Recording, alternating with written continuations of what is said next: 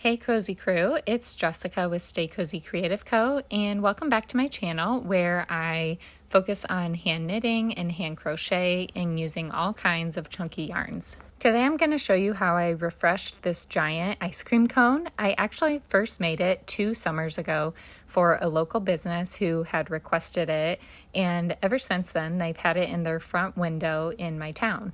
And this project was a lot of fun for a few reasons. One, because it was my first giant food stuffie that I ever made.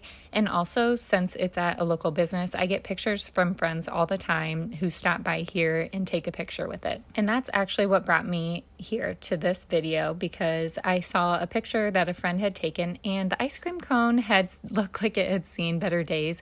It just was really squished, and I thought, you know, this sees a lot of love throughout the last 2 years when people stop in and pick it up, and I really should refresh it. When I first made this ice cream cone, I did not put stuffing on the inside of it because I used my tube yarn, which has stuffing in it already, and there really is enough structure to hold it together.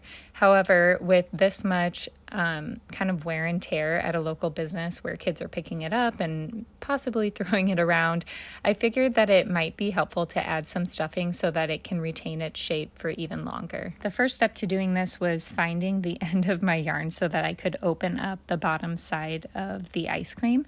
And once I did, I was able to open up a big enough hole where I could put some stuffing on the inside. So I'm actually using leftover stuffing from other tube yarn that I've used before. And so I keep bags of this stuff because it's brand new and I hate throwing it away when it's perfectly good stuffing. And so it came in handy for this project. Once I had it filled all the way up, I took the end of my yarn and just kind of began weaving it back around that hole that I had made to cinch up the end. Then I wove that tail all the way to the end and tucked it in so that it was hidden. And this scoop of ice cream was finished. Honestly, I'm a little surprised I didn't originally stuff this ice cream scoop, but anyway, I've learned over the last 2 years, and now it was time to figure out the cone. So obviously, since the bottom of this cone is a little narrower than the top, it can fall over easily, and so I did my best to kind of spread it out. And then I was out of stuffing, and so I decided to just use some scrap chenille yarn to stuff this cone. And I really just filled it up to the place that I thought the scoop of ice cream would sit.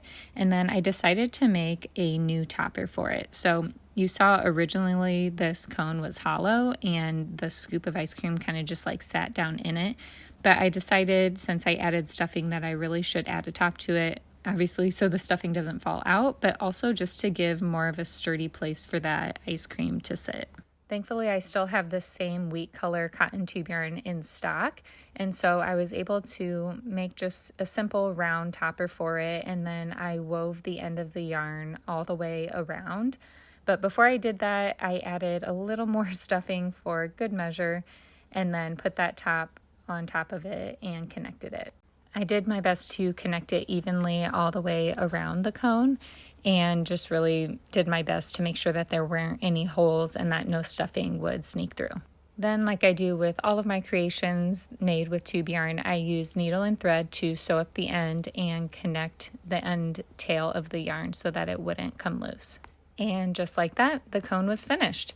Again, I can't believe I didn't do this the first time around, but hey, we're all learning as we go, and I'm just really glad that I had the opportunity to fix this ice cream cone up. And I can't forget the peppermint straw, so I stuck that into the side, and now it's really complete. I can't wait to get this ice cream cone back to the local business so that it can sit for hopefully many more years in their front window, and that many more customers can enjoy it. Thanks so much for watching today. I hope you enjoyed this video, and once if you aren't already subscribed to my channel, please make sure to do so for more videos like this, as well as hand knitting and hand crochet tips, tricks, and tutorials.